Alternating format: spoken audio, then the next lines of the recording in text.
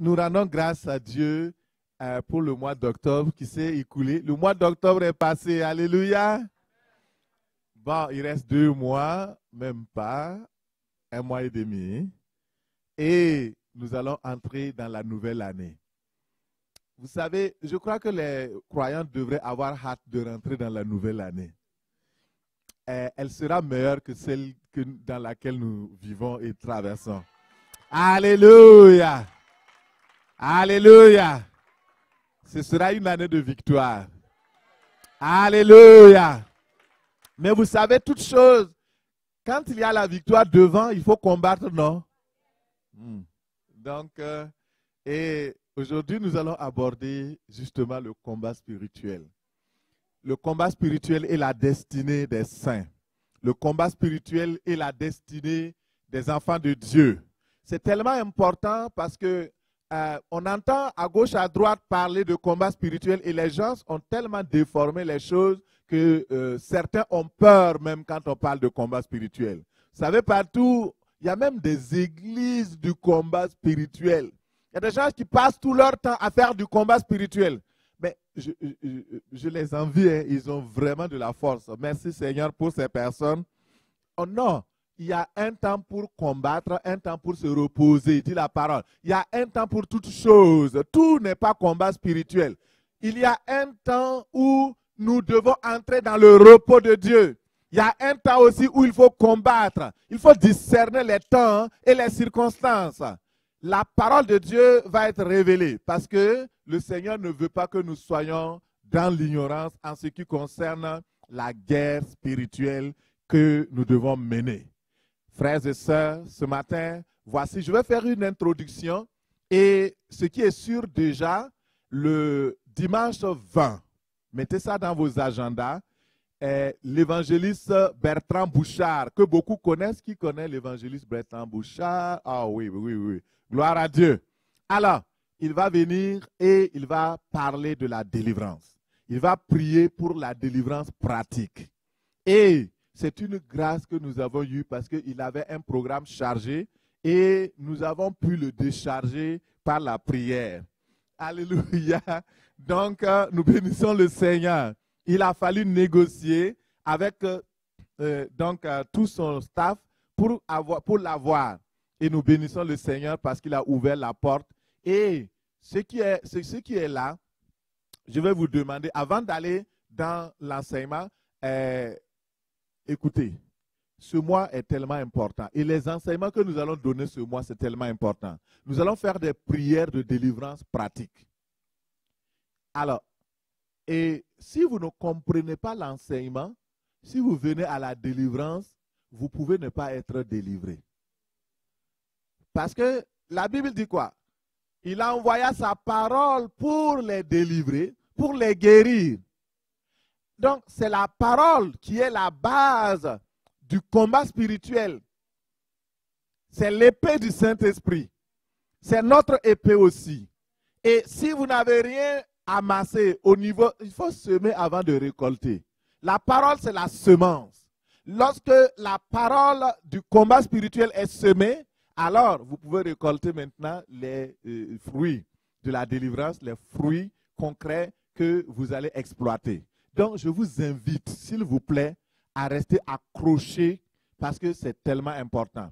Entre autres, nous allons parler de la délivrance personnelle. Je vais vous donner des outils parce que, vous savez, les croyants fatiguent les pasteurs. Prie pour moi, prie pour moi. Je vais faire d'une pierre 2 coups. Je veux dire, je vais apprendre aux gens comment prier pour toi-même, comment te délivrer toi-même. Comme ça, tu n'auras plus besoin de quelqu'un. Et il vaut mieux apprendre à quelqu'un comment chercher le poisson que chaque fois lui donner le poisson, non? Il y a des gens qui veulent que chaque fois les gens viennent chez eux, aller prier pour moi. Ils sont contents. Au nom de Jésus, au nom de Jésus. Mon frère, tu vas te fatiguer. Moi, j'apprends comment toi-même tu peux te délivrer. Venez dimanche prochain. Comment tu vas être délivré. Autodélivrance, autodéfense spirituelle. Dans le monde là, on voit autodéfense. Tu peux te défendre. Mais si le diable est là, à 1h du matin, il y a des téléphones. 2h du matin, pasteur, priez pour moi. À 3 heures du matin, jeûnez pour moi, mon frère.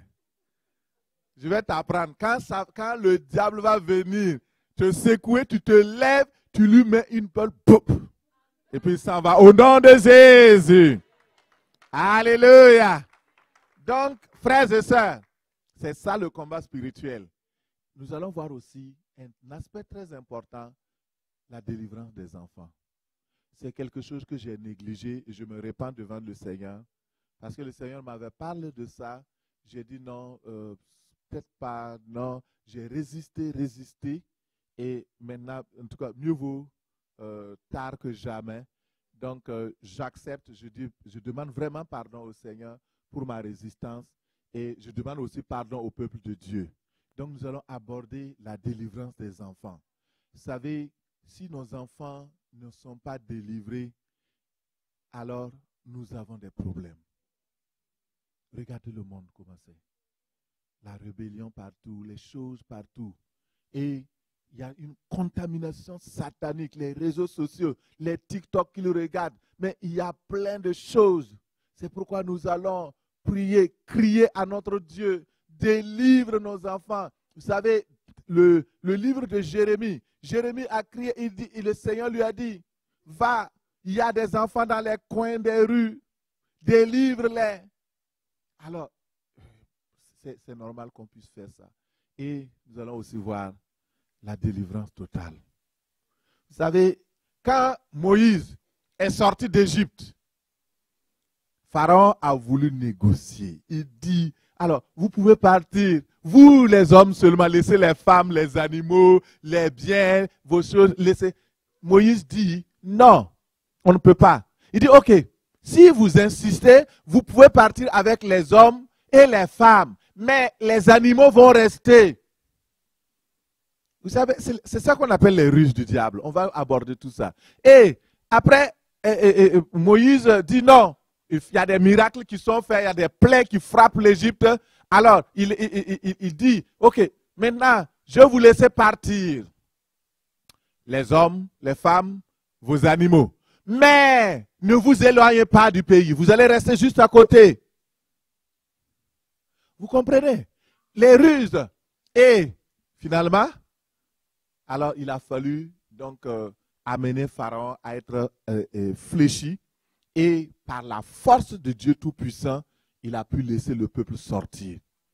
Et c'est ainsi le combat spirituel. Alors, ça, c'était juste pour vous mettre au bain de ce qui va se passer. Ce n'est pas encore mon message d'aujourd'hui. Alléluia, gloire à Dieu. Merci Seigneur. Le combat spirituel, enjeux et réalité. Qu'est-ce que le combat spirituel? Quels sont les enjeux du combat spirituel? Et je prie dans le nom de Jésus que le Seigneur ouvre nos yeux dans les temps de la fin, afin que nous sachions qu'il y a un enjeu, il y a un combat, il y a une bataille qui se dessine et qui est là. Frère, je vais aborder le premier point de mon message, c'est l'ignorance du combat spirituel. C'est un mal parmi le peuple de Dieu. Vous savez, nous sommes en Occident et pendant longtemps, les gens avant connaissaient le combat spirituel. Mais à un moment donné, avec la psychologie qui est venue dans l'église, pasteur psychologue, pasteur psychiatre, on a étudié tellement qu'on a voulu nous accommoder avec les esprits impurs, les esprits méchants.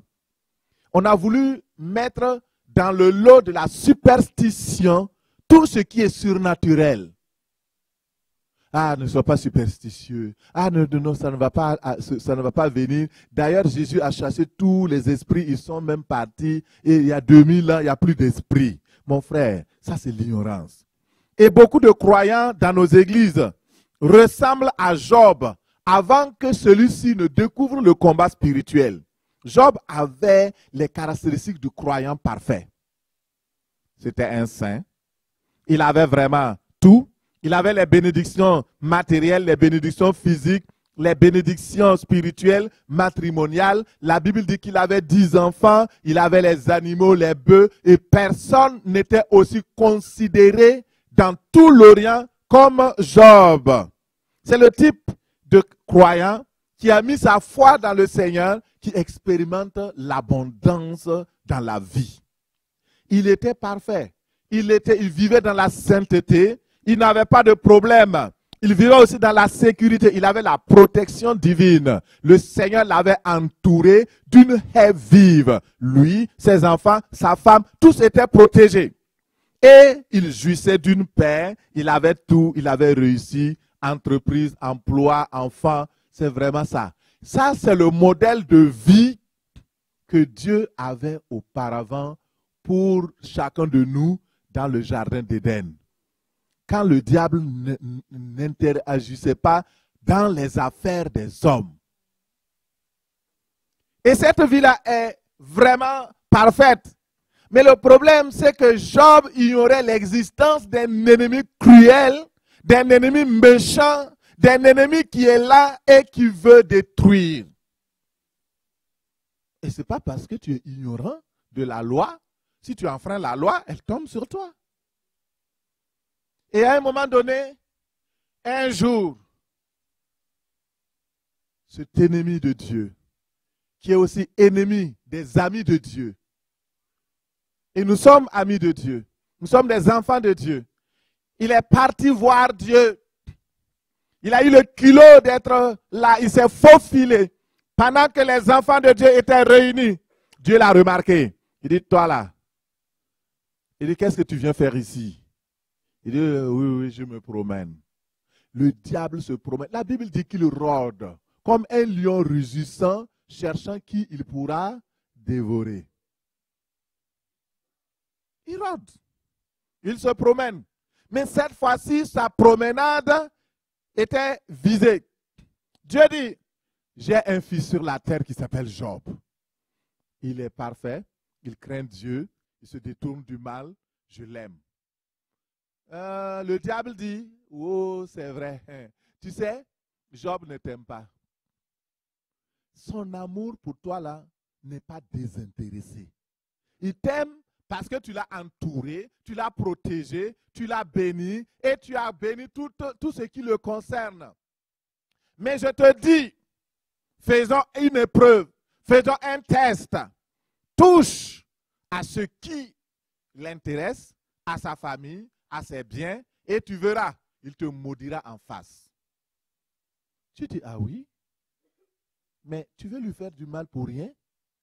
Oh, ben, faisons voir. Voilà comment, parce que le diable n'avait pas de raison d'attaquer Job. Mais là où il est parti toucher, c'est la consécration de Job.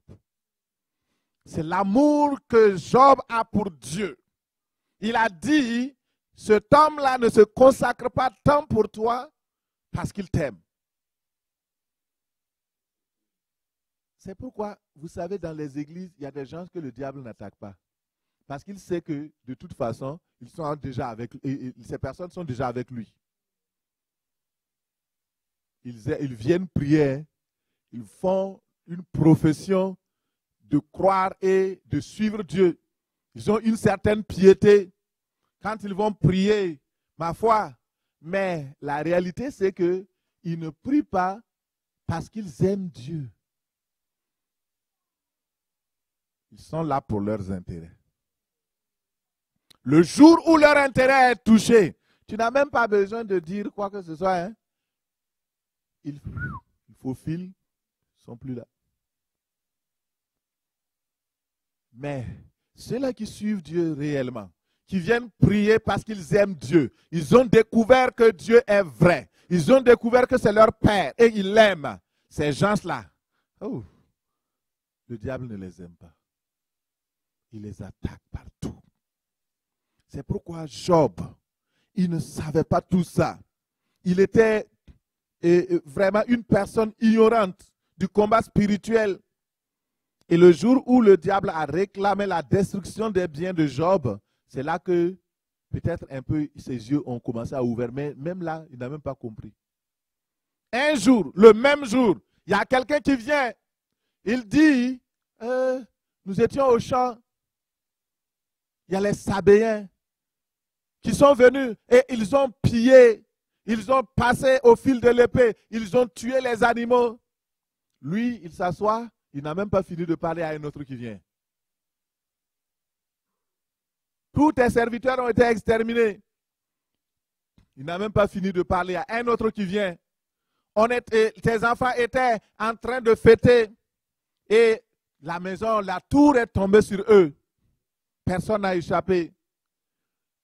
Vous voyez, un flot maléfique de malheur, de problèmes qui tombent sur les personnes. Et c'est que pendant que je suis en train de parler, le Seigneur te montre dans ta vie des flots d'affaires qui sont tombés au fur et à mesure dans ta vie. Tu sors d'un problème, il y a un autre qui se présente. Tu sors, tu n'as même pas sorti du premier problème, il y a un autre qui se présente. Tu n'as même pas sorti, il y a un autre qui se présente. C'est les enfants, c'est dans la famille, ceci, cela. Vous savez, c'est son modus operandi. C'est son mode opératoire pour harceler les croyants, pour les amener à fléchir. Mais nous ne fléchirons pas au nom de Jésus. Nous resterons debout et fermes au nom de Jésus. Alléluia. Job n'avait pas compris. Et quand tout ça est venu, l'attitude de Job me montre qu'il était ignorant par rapport au combat spirituel. Voici ce qu'il dit dans Job 1:20.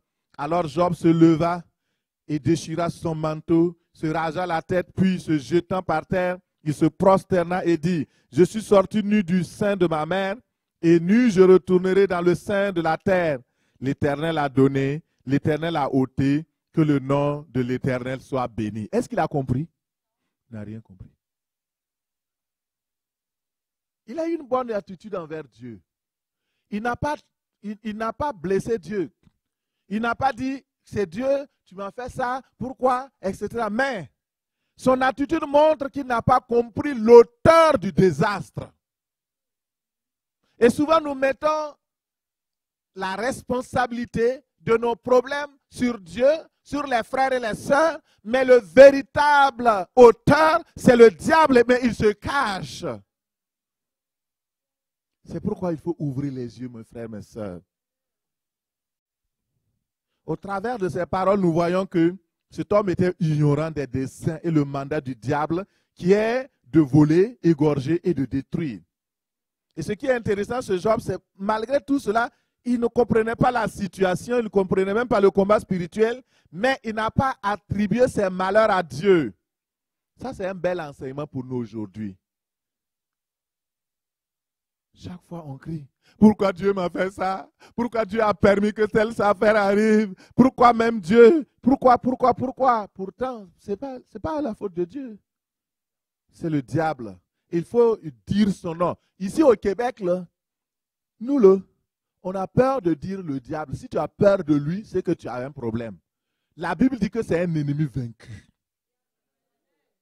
Nous combattons contre un ennemi qui est déjà vaincu. Tu n'as pas peur de prononcer son nom. Ah, dis pas. Il y a des pasteurs, même quand ils prêchent, ils disent l'autre. Ou l'ennemi. Ils ont peur de dire le diable parce que il va nous attaquer. Il n'a qu'à attaquer. Toi, tu as le bouclier de la foi. Tu as la puissance de Dieu. Toute l'armée du ciel est derrière nous. Au nom de Jésus. Sortons de l'ignorance. Vous croyez que Dieu va nous envoyer à la boucherie? Non. Il y a le combat. Mais il faut qu'on se tienne ferme. Job était ignorant. Il ne savait pas qu'il y avait un combat qui se menait. Et remarquez, les armes que le diable a utilisées contre Job. Je vais rapidement sur ces armes-là, je vais pas, on va les enseigner plus tard, Dieu voulant. Mais la première, c'est les Sabéens. C'est des types d'armes, des types d'ennemis qui viennent se présenter comme prédateurs et destructeurs des ennemis. Ça peut être des ennemis physiques, des agents sataniques, ça peut être des agents des clubs ésotériques ou de la sorcellerie, les couvents de la sorcellerie qui vous harcèlent. On les appelle des Sabéens. Deuxièmement, le feu. Il a utilisé le feu. Vous savez, il y a souvent des éléments naturels que le diable utilise et comme nous sommes rationnalistes, On va dire, c'est un élément naturel, donc Dieu n'a rien à voir, le diable n'a rien à voir. Mon frère, ici là, on dit le feu. Et même le traducteur, il a fait une faute. Il dit le feu de Dieu. Ce n'est pas le feu de Dieu, c'est le feu du diable. C'est le feu du diable. Et souvent, les choses vont naturelles et on croit que c'est juste naturel. Non, ce n'est pas vrai. Il n'y a rien de naturel. Et les Chabéens, ce sont des pillards, ce sont des esprits méchants qui forment des bandes organisées contre les croyants. Et quatrièmement, le vent de destruction. Vous savez, c'est ça qui a détruit les enfants de Job. Ce sont des esprits dirigés contre les familles. Si vous les notez, vous allez pouvoir prier contre. Parce que vous allez discerner que quand il y a un esprit qui frappe votre famille, qui frappe les enfants, ça s'appelle vent de destruction. Ce sont des esprits dirigés contre la famille, les enfants, c'est eux qui sèment la mort. On dit les fils et les filles de Job mangeaient, buvaient du vin dans la maison de leur grand frère aîné. Et voici, un grand vent est venu de l'autre côté du désert et a frappé contre les quatre coins de la maison. Elle s'est écroulée sur les jeunes gens et ils sont morts. C'est ça la stratégie du diable, la destruction. Cinquièmement, la maladie. Il va utiliser la maladie. La maladie n'est pas de Dieu. La maladie vient du diable. Dieu n'a pas fabriqué la maladie. C'est le péché qui a entraîné les conséquences et le diable l'utilise pour détruire les hommes et les femmes. Toutes sortes de maladies. Il utilise la maladie. Lorsque il a vu que Job ne reniait pas Dieu, il a vu que Job restait ferme dans son intégrité, il a dit, il est reparti voir Dieu. Plusieurs semaines après, il a vu que, il a dit, ben, peau pour peau, tout ce qu'un homme a, il le donne pour sa vie. Alors, c'est parce qu'il est en santé, toute sa santé voit, il va te renier en face. Vous voyez, mais le diable c'est toujours un menteur. Il avait dit premièrement que si on enlevait les biens, ses enfants, alors il allait renier. Il n'a pas fait. Et il revient encore. C'est un menteur. Il dit, touche simplement à sa santé, tu verras. Dieu dit, ok, comme tu insistes, va toucher sa santé, mais fais gaffe, touche pas à sa vie. Alléluia. Le Seigneur dit, ne touche pas à la vie de mes enfants.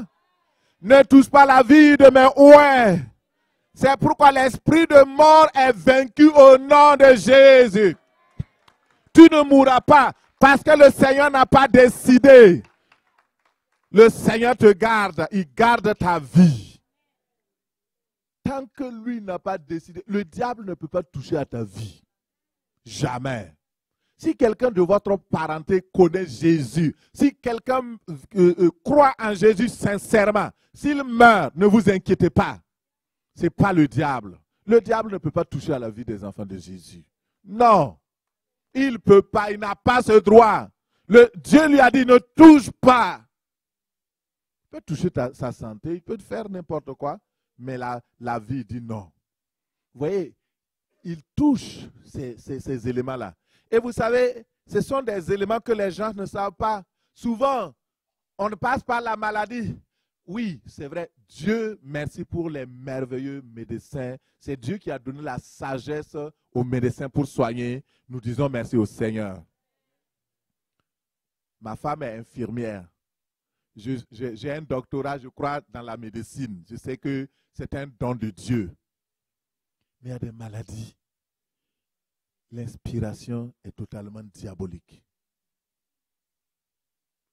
Et souvent à poser des questions, je dis, mais ce mal-là, c'est quoi? D'où ça vient? On me dit, oh non, on ne sait pas. On ne sait pas. Peut-être que. Mais Dieu, lui, il sait. Alléluia. La maladie. Job 2,7. Satan sortit de la présence de l'Éternel. Il frappa Job d'un ulcère malin, de la plante des pieds jusqu'au sommet de la tête. C'est ça. Cancer de la peau. C'est ça. Ulcère malin ici, là. De la tête jusqu'aux pieds. Job criait nuit et jour. Il pleurait. Et souvent, les gens sont là, vous ne comprenez pas. Pendant que Job criait, il pleurait. Dieu était au ciel, oui ou non? Il regardait Job, oui ou non? Il pouvait le délivrer, oui ou non? Mais est-ce que Job a demandé? C'est ça. Dans la Bible, je n'ai pas vu un lieu où on voit Job prier, Dieu délivre-moi, Dieu guérit-moi. Non. Dieu a donné, Dieu a repris, gloire à son nom. Le diable aime ces sortes de chrétiens-là. C'est comme des poulets pour lui. C'est des ignorants. C'est ça. Et après ça, sixièmement, les pensées sataniques et la dépression et l'esprit de révolte. Ça, ce sont les instruments que le diable a utilisés contre Job. Et c'est le même, il utilise les mêmes instruments. Dans Job 2,9, et la femme de Job dit, Job, écoute-moi, tu persévères encore dans ton intégrité, renie Dieu et meurs. Ça dit quoi? Il n'a pas pu faire tout ce qu'il voulait. Il passe maintenant par la femme pour lui dire, ben écoute, va exciter. Il excite la femme. La femme même est dans un esprit de confusion, de dépression. Elle-même, elle est déjà rebellée contre Dieu. Elle vient voir son mari. Mais écoute là. Bon, écoute, cette situation-là ne va pas passer. Hein? Regarde, ça fait combien de temps? On a perdu les enfants, on a perdu les richesses, on a tout perdu. Et même là, tu es malade. Là, tu crois que tu vas survivre? Maudit Dieu, puis tu vas mourir plus tôt. Comme ça va te soulager un peu. Ça se passe là. Et beaucoup de personnes sont... Il y a comme des stimulus. Il y a des pensées sataniques qui viennent. Fais ça, fais ça. Mais ta vie n'a plus de sens. Il faut te suicider, il faut te tuer, il faut faire ceci, il faut faire cela. Et tu te lèves le matin, dépression. Tu te lèves là, stress. Tu te lèves là. Les choses. Pourquoi? Parce qu'il y a quelqu'un qui est là, qui envoie ces pensées-là. Qui envoie ces pensées-là. Et il faut savoir comment lutter contre cela. C'est pourquoi Dieu a prévu un casque du salut. Le salut que nous avons, c'est une arme puissante. Et lorsque nous portons le casque, mon frère, ma soeur, les assauts de l'ennemi, toutes les pensées là, ça échoue au niveau des choses. Quand vous voyez les soldats qui vont en guerre, la partie la plus urgente à protéger, c'est où? C'est la tête. Après ça, c'est le cœur. C'est pourquoi ils prennent la cuirasse de la justice. Ils prennent le casque pour se protéger. Frères et sœurs, ouvrons les yeux. Le combat va devenir de plus en plus dur et difficile. Parce que les temps vont devenir de plus en plus difficiles. Le diable s'acharne. J'ai appris dans le spirituel qu'il y a bientôt des esprits qui n'étaient même pas encore sur la terre qui vont descendre. Des esprits en prison qui vont être libérés. Et dans les combats comme par exemple les guerres d'Ukraine et autres là, il y a ces esprits-là vont se descendre pour pouvoir combattre et puis boire le sang. Ce n'est pas écrit dans la Bible, c'est une révélation qui vient du ciel. Tu veux, tu acceptes, tu veux, tu n'acceptes pas, c'est ton problème.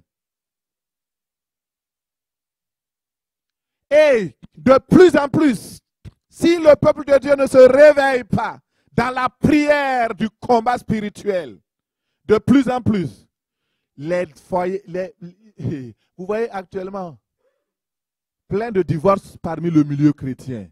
Pourquoi? Parce que le diable s'acharne contre les familles. Il faut qu'on se lève. Il faut qu'on se lève. Et ce matin, je suis venu pour vous parler de la part du Seigneur. Job a refusé ses pensées négatives. Refuse les pensées sataniques et négatives qu'il t'envoie au nom de Jésus. Tu refuses au nom de Jésus. Il a refusé, il a dit non. Les pensées de suicide, je refuse. C'était l'ultime recours du diable. Il savait que c'était là. Si ça ne marchait pas. Mais imaginez, si Job avait accepté cela, le diable aurait réussi, oui ou non? C'est ça. Alors, résiste. La Bible dit, résistez-lui avec une foi ferme. Résistez. L'ignorance du combat spirituel, c'est aussi contemporain. Avec le Seigneur Jésus-Christ, il y a plus de 2000 ans. Un jour, Jésus était dans une barque. Il a dit aux disciples, allons à Gadara. Traversons et allons de l'autre bord. Ils sont rentrés dans une barque. Et dans la barque où ils sont rentrés, entre-temps, Jésus était tellement fatigué, il avait travaillé toute la journée, il avait prêché, il avait guéri les malades, il était fatigué et il s'est couché, il s'est endormi. Au milieu de la mer, la petite barque des apôtres a commencé à sombrer. Pourquoi? Parce qu'il y a une tempête qui s'est levée. La tempête était forte, le vent était contraire. Et eux autres, Pierre était là, c'était un technicien, c'était un expert en pêche. Il connaissait la mer, il connaissait les tempêtes, mais cette tempête-là, il ne l'avait pas vue. C'était un vent violent. Et ils ont essayé, comme il y avait les flots, ils ont essayé d'enlever l'eau, de ramer, donc à contre-courant, de faire tout. Jésus dormait. Alléluia. Hey. Parce que lui, il connaît le combat spirituel. Il est en repos. Mais les disciples étaient là et c'était le début du ministère. Ils avaient vu les miracles, ils avaient vu les prodiges, ils avaient vu plein de guérisons, mais ils n'avaient pas encore vu le combat spirituel. Ils ne connaissaient pas, ils ne comprenaient pas le combat spirituel. Et là, sinon, Pierre se serait levé. Si c'était après la Pentecôte, vous croyez que Pierre allait réveiller Jésus? Non. Il allait lui-même commander au vent, commander à la tempête, et puis donc tout va devenir calme. Et d'ailleurs, avant même d'embarquer, le Seigneur lui aurait révélé qu'il y aurait un problème. Mais là, ils ne savaient pas. Et tout ce qu'ils ont eu, heureusement pour eux, ils ont eu le réflexe de réveiller Jésus. Jésus, lève-toi. Nous périssons.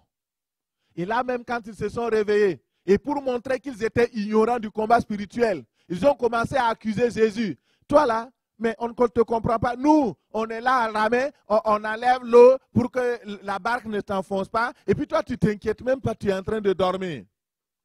Vous voyez, souvent, hein, nous avons des pensées vraiment humaines. Est-ce que Jésus, si la barque là tomberait, Jésus était là-bas aussi, non? La vie de Jésus ne les occupait, c'est leur vie là. Souvent, nous sommes tellement égoïstes, on pense seulement à nous. Mais que Dieu nous aide. Jésus s'est levé. Il dit, mais où est votre foi? Dans le combat spirituel, vous exercez votre foi.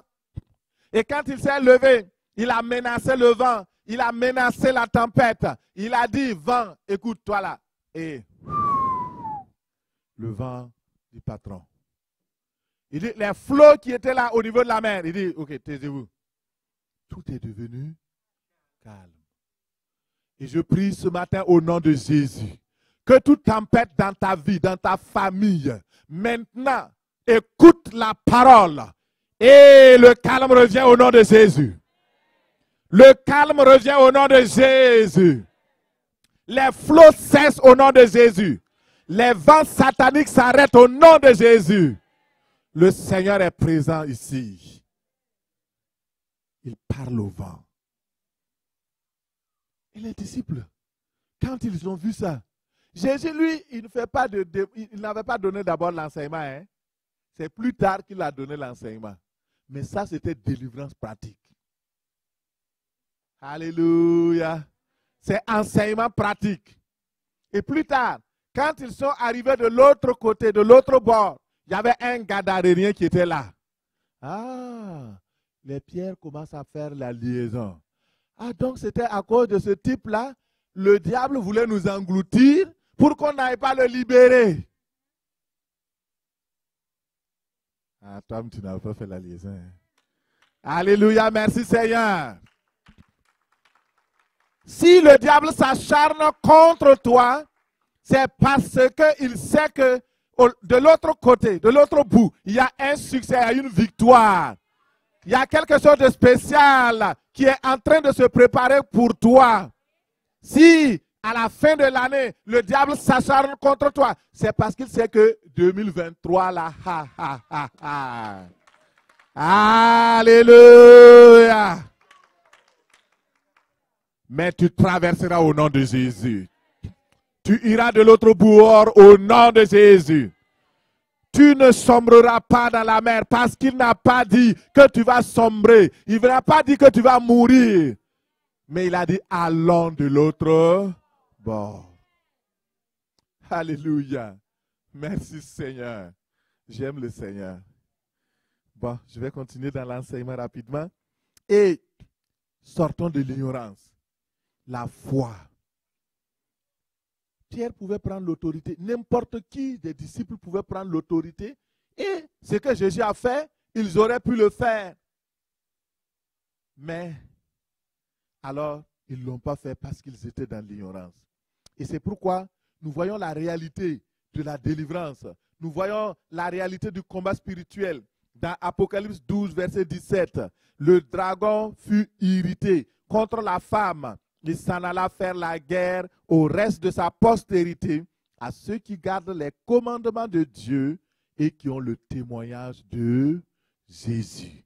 À qui le diable fait-il la guerre? À ceux-là qui sont les enfants de Jésus, ceux qui ont le témoignage du Christ. Il dit qu'il s'en alla faire la guerre à la femme. La femme ici représente l'église de Jésus-Christ. Et la postérité de l'église, la postérité de la femme, c'est vous et moi. Et c'est à nous qu'il fait la guerre. Parce qu'il sait que le temps il lui reste juste un peu de temps. Il sait qu'il lui reste juste un peu de temps. Et il s'acharne par tous les moyens. Et c'est pourquoi Dieu aussi, dans ces moments de la fin, dans ces moments des temps de la fin, le Seigneur veut lever une grande armée. Une armée d'intercesseurs.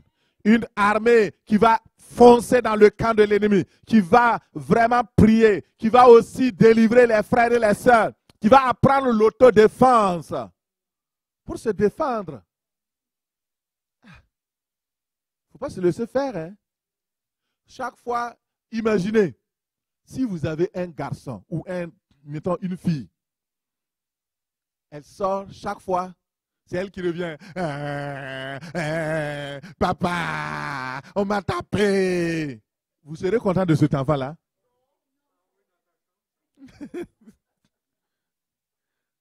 Dieu n'est pas content quand chaque fois nous pleurons. Ah, le diable m'a encore chicoté. Le diable a encore touché mon argent. Le diable a encore... Dieu dit, non mais, c'est quoi ton problème? Il faut montrer aux enfants comment se défendre dehors. Viens pas pleurer ici.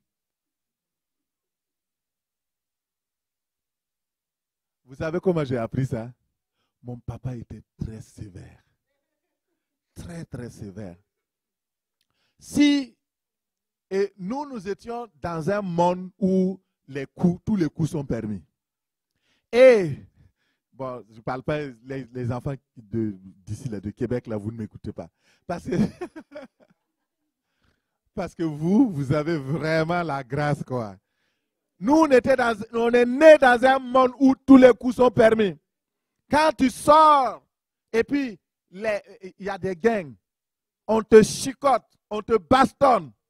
Hey, Reviens à la maison. Moi, au début, je ne savais pas. Je viens à la maison, je pleure. Ah, papa, on m'a fait ça. Mon papa m'attrape. Il me tape très bien. Plus même que ce qu'on m'a tapé dehors. Et il me dit, si jamais tu reviens ici en pleurant parce que quelqu'un t'a tapé, tu vas voir. Donc, je n'ai même pas encore vu. Hein. Frères et sœurs, c'est cela que j'ai appris. Et à me défendre. Et dehors, quand tu me tapes, ah, mon ami, je sais que quand je viens à la maison, ça va chauffer. Donc, je résiste et je donne aussi des coups.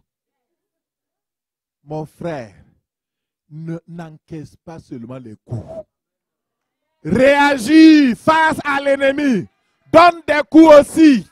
Et il va te libérer, il va te relâcher. Tant que tu ne donnes pas des coups, tant que tu restes seulement à te protéger, tu protèges, et tu vas finir par tomber. Donne des coups dans le monde spirituel. Combat. Le Seigneur te donne la victoire au nom de Jésus. Alléluia. Il y a une réalité. Donc, ouvrons les yeux. Dans 2 Corinthiens 10, versets 3 à 5, il dit, sans doute, nous sommes des hommes et des femmes et nous vivons comme tels. Mais nous ne menons pas notre combat d'une manière purement humaine. Car les armes avec lesquelles nous combattons ne sont pas simplement humaines. Elles tiennent leur puissance de Dieu qui les rend capables de renverser les forteresses. Oui, nous renversons les faux raisonnements ainsi que tout ce qui se dresse présomptueusement contre la connaissance de Dieu. Et nous faisons prisonnière toute pensée pour l'amener à l'obéissance de Christ. Alléluia. Amen. Les armes de nos combats ne sont pas charnelles, mais elles sont puissantes par la vertu de Dieu pour terrasser, pour détruire, pour amener les pensées captives à l'obéissance de Christ. Il faut prendre ces armes-là. Et le Seigneur nous donne la capacité de le faire. C'est pourquoi n'ayez pas peur. Le but de cet enseignement, ce n'est pas de nous amener à avoir peur, mais plus de nous redresser. De dire non aux machinations sataniques, à tous les complots maléfiques et de résister parce que le chef de l'armée de l'Éternel est avec nous. Le capitaine de l'armée de l'Éternel est avec nous. N'ayez pas peur. N'ayez pas peur. Le Seigneur est avec nous. Et, frères et sœurs, il faut combattre, le croyant en Christ est confronté à une bataille constante et continue. Le royaume des ténèbres se lève chaque fois contre les enfants de Dieu. Mais nous savons que nous sommes plus que vainqueurs. Nous sommes plus que vainqueurs au nom de Jésus. Parce que le Seigneur est avec nous. Et c'est pourquoi personne n'est exempté. Que tu sois une sœur, un frère, tout le monde est concerné par le combat spirituel. Parce que le diable est le même. Il n'a pas changé. Il continue de torpiller ceux qui aiment Dieu. Mais il est vaincu au nom de Jésus. Je vous donne juste, avant de prier avec vous, la définition du combat spirituel. Et le combat spirituel ou la guerre spirituelle est enseigné partout dans la Bible. Et vous voyez, le Dieu que nous servons, il s'appelle l'Éternel des armées. Et quand nous regardons dans Exode 15, verset 3, regardons qui il est. On le présente déjà. L'Éternel est un vaillant guerrier. L'Éternel est son nom. L'Éternel, c'est le vaillant guerrier. L'Éternel est son nom. Son nom est éternel et il est le vaillant guerrier. C'est pourquoi nous chantons puissant guerrier, fort dans les combats, Jéhovah est son nom. Tout puissant est son nom, tout puissant est son nom. Tout puissant est son nom. Nous disons puissant guerrier, puissant guerrier, fort dans les combats, Jéhovah est son nom. Alléluia. Alléluia. Merci Seigneur. Alors, je vous pose la question. Dieu est un guerrier vaillant et puissant. Les enfants de Dieu, c'est aussi des guerriers, oui ou non? Ah. L'enfant d'un guerrier est un guerrier. L'enfant d'une guerrière est une guerrière. Nous sommes des guerriers, des guerrières de l'Éternel. Et notre Dieu nous entraîne au combat. Il nous montre, il exerce nos doigts à la bataille. Alléluia. En tant que puissant guerrier, le Seigneur joue le rôle donc de combattre les ennemis, de délivrer ses enfants, de sauver son peuple. Et en tant que puissant guerrier, son rôle c'est de nous guider. Son rôle c'est de nous aider à accomplir les guerres de l'Éternel. Dans la Bible, on parle des guerres de l'Éternel. Je n'ai pas le temps d'aborder en profondeur cet aspect-là. Mais les guerres de l'Éternel, ça désigne les batailles que Dieu lui-même livre au profit de son peuple pour nous amener dans notre héritage, dans notre destinée, afin que nous prospérions à tous égards. Dieu lui-même se lève et il combat pour nous. C'est un puissant guerrier. Alors, frères et sœurs, et comme notre territoire de destinée souvent est occupé par l'ennemi, il faut qu'on combatte pour libérer. C'est ce qu'il a fait avec le peuple de Dieu. Quand le peuple devait quitter l'Égypte, il fallait combattre, il fallait libérer l'espace pour que le peuple s'installe, pour que le peuple atteigne sa destinée. Et le combat spirituel, du point de vue de Dieu, ça s'appelle les guerres de l'Éternel. Maintenant, du point de vue de l'homme, dans Éphésiens 6, 12, il dit, « Car nous n'avons pas à lutter contre la chair et le sang, mais contre les dominations, les autorités, les princes de ce monde de ténèbres, contre les esprits méchants dans les lieux célestes. Et c'est avec eux et contre eux que nous devons combattre et vaincre. » Alléluia. Nous n'avons pas à lutter contre les êtres humains. Derrière l'être humain qui est fâché contre toi, il y a le diable qui l'excite. Il y a les esprits impurs qui l'excitent. C'est pourquoi ne vois pas des ennemis physiques. Vois derrière l'ennemi réel. Parce que souvent, les gens disent, « Ah, elle m'a fait tant de mal. Ah, il m'a fait tant de mal. Je ne peux pas le voir. Je ne peux pas le... » Mais ce n'est pas lui. C'est l'ennemi au travers de lui. Et si tu ne comprends pas ça, tu vas te mettre à boxer dans le physique. Or, le combat n'est pas physique. Le combat est surnaturel. Le combat est spirituel. Ne t'avise pas à avoir des ennemis physiques. Ça ne marchera pas. Alléluia. Que le Seigneur nous aide. Et nous combattons avec les armes de Dieu. C'est pourquoi Dieu dit de saisir les armes de notre combat qui ne sont pas charnelles. Il dit, prenez toutes les armes que Dieu vous a fournies et combattre. La guerre spirituelle concerne justement ce combat chaque jour que nous devons adresser à l'ennemi afin de tenir ferme. Parce que nous sommes déjà sauvés, mais nous devons continuer d'être sauvés. Alors, il faut garder nos acquis. Tu as été béni, tu as reçu ceci, il ne faut pas maintenant commencer la fête. Il faut sécuriser. Il faut sauvegarder les acquis. Il faut vraiment continuer de se battre et d'utiliser toutes les armes que Dieu nous donne pour le combat spirituel. Alors, le combat spirituel, c'est vrai, il y a un aspect extérieur où on prie, on aligne les gens, on prie, tout, mais le véritable combat spirituel est caché. Le véritable combat spirituel, c'est notre vie de consécration, la vie de justice. Parce que si nous vivons dans la volonté de Dieu, déjà même 50% de nos problèmes sont résolus. Le diable ne peut pas nous attaquer sur certains aspects.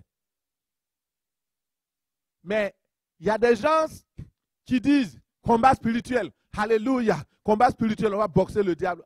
Tu peux boxer le diable. Ouais, des gens. Et puis, je vous annonce une bonne nouvelle. Nous n'avons pas à combattre contre le diable. Dans toute la Bible, je n'ai jamais vu où on dit de combattre Satan. La Bible dit que notre combat est dressé contre les dominations, les principautés, les princes, les esprits méchants dans les lieux célestes et les ruses du diable. Le diable a été déjà vaincu par Jésus-Christ qui l'a terrassé à la croix. Il est sous nos pieds. Maintenant, vous savez, l'histoire c'est simple. Hein? Oh, je prends un exemple naturel. Lorsque David était confronté à Goliath, il a combattu et il a arraché la tête de Goliath, il a décapité. Qu'est-ce qui s'est passé? Est-ce que David a continué à courir pour combattre les autres? Non.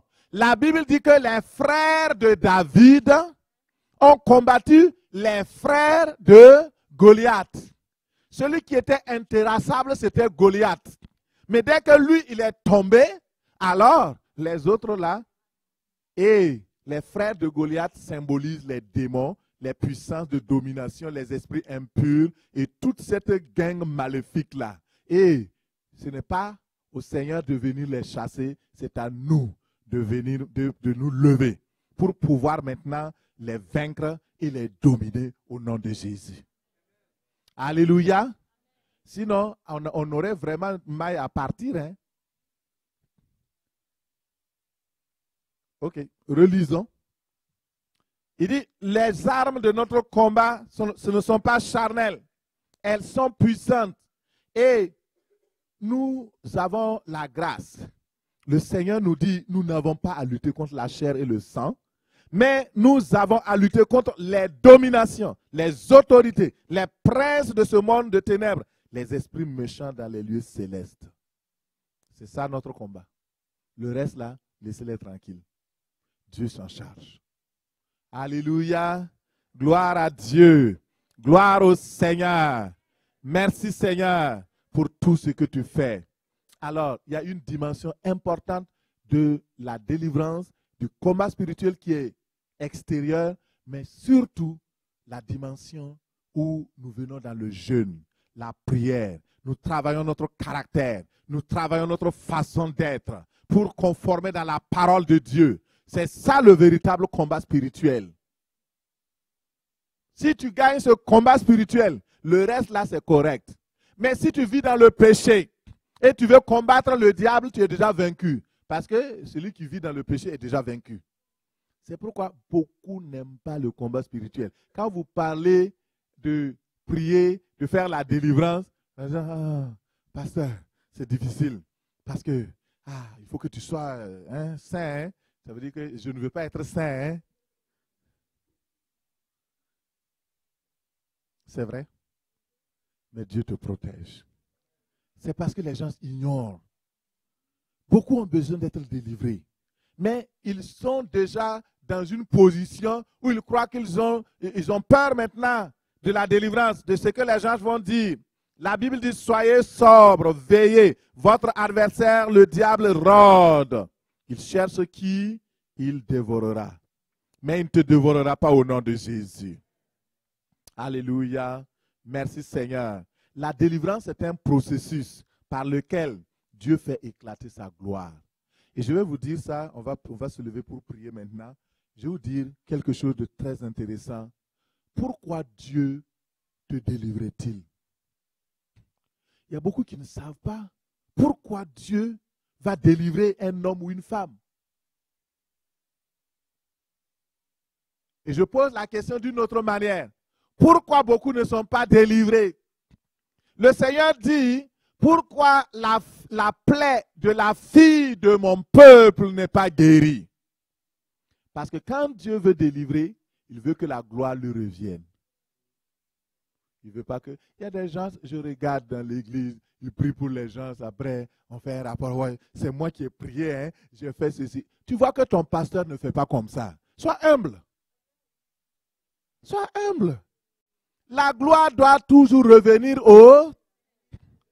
C'est pourquoi il y a des gens qui s'essaient. Ne vous laissez pas troubler. Quand vous voyez que les gens travaillent, mais la gloire ne revient pas à Dieu, c'est suspect. Dieu veut toujours faire éclater sa gloire. Et il veut que la gloire lui revienne. Quand il a parlé à Moïse, il a dit, regarde, Pharaon va vous poursuivre.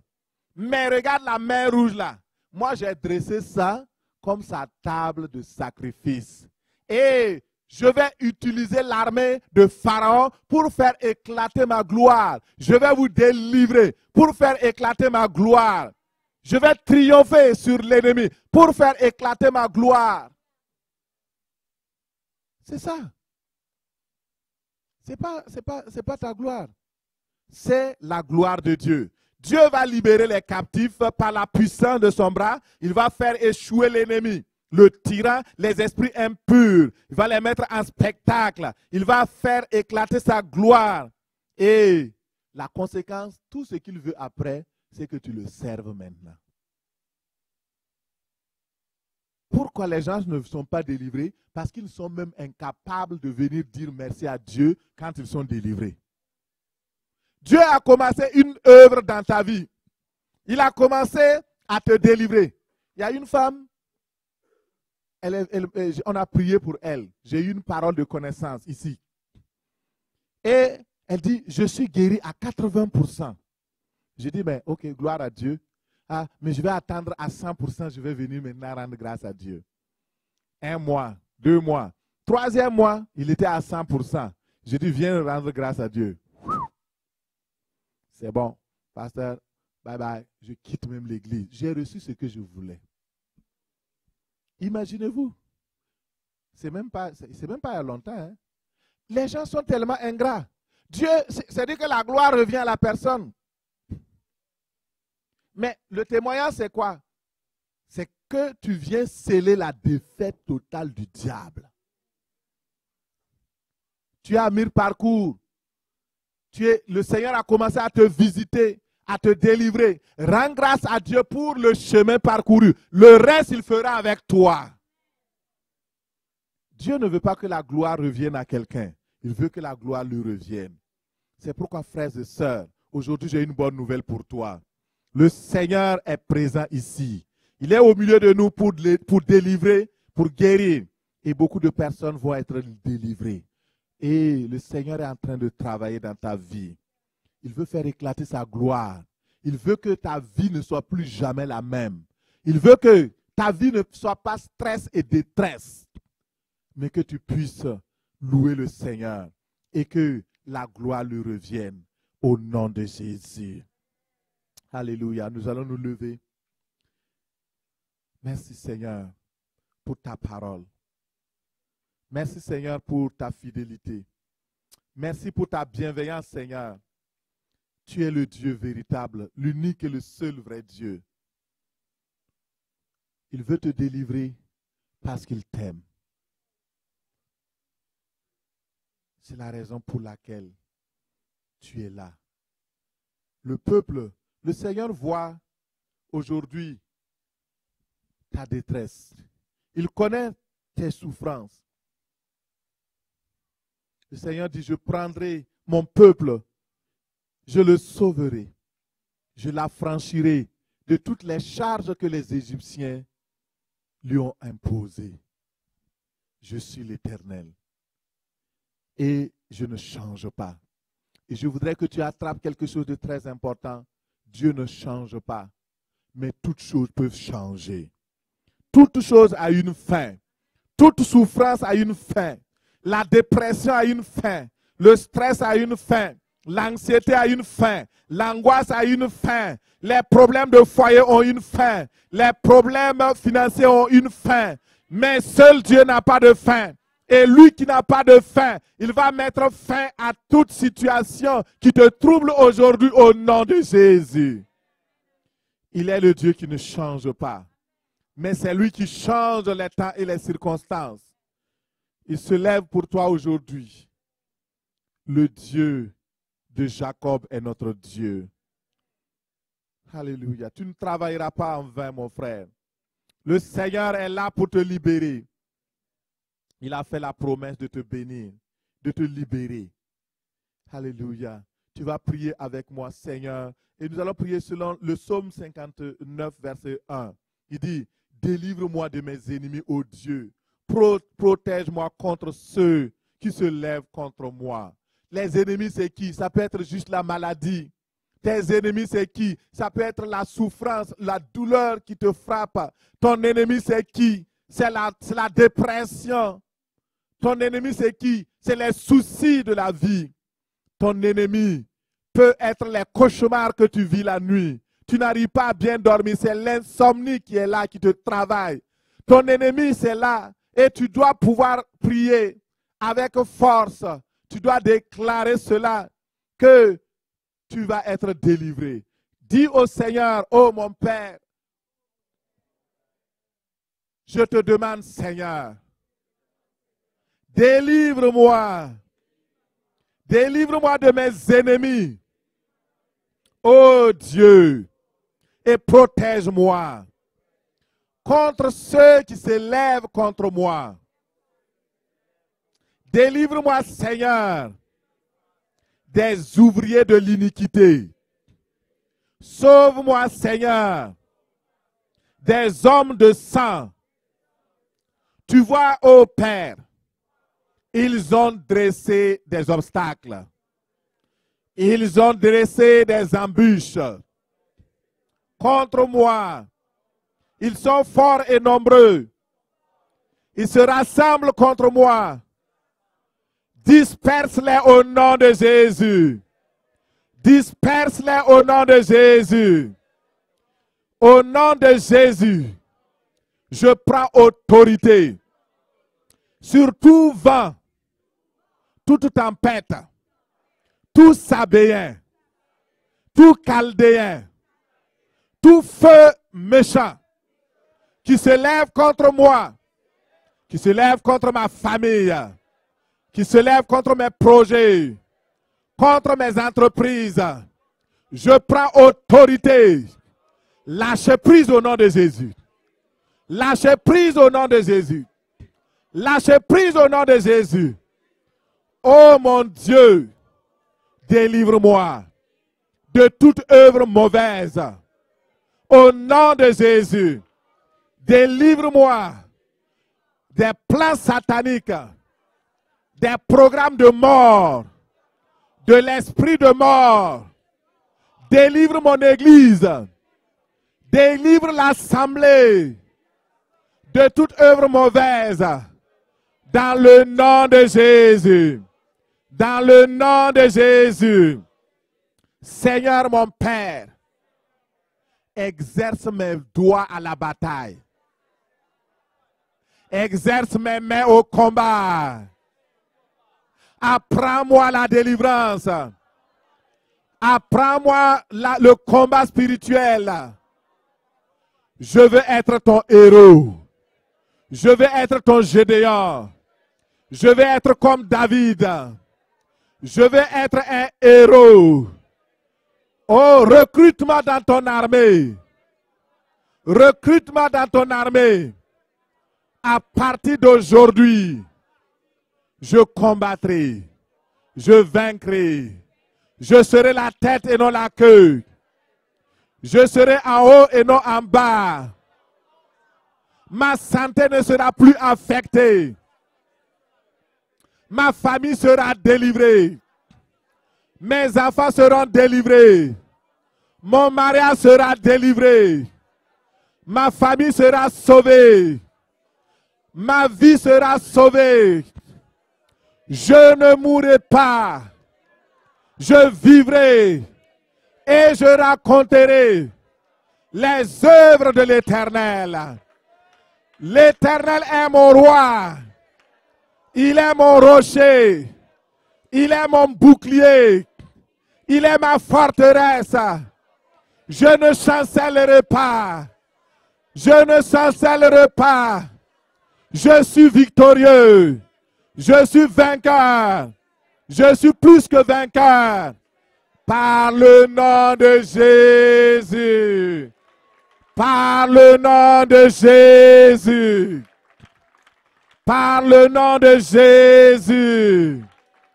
Amen. Amen.